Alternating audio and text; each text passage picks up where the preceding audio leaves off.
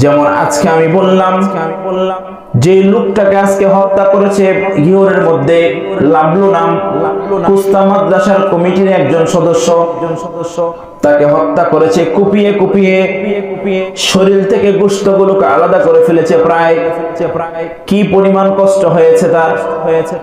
এই কথাটা আমি বলছি কি পরিমাণ কষ্ট, এই কথা যদি স্বয়ং আল্লাহ তাআলা বলেন কি পরিমাণ কষ্ট, কথার ওজনটা অনেক বেড়ে যাবে।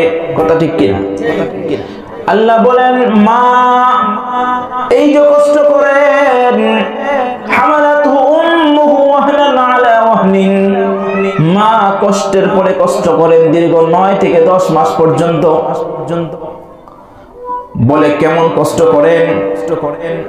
বন্ধুরা আমার, আপনার আমার পেটের মধ্যে কেউ যদি কলসির ভিতরে পানি ঢুকিয়ে 1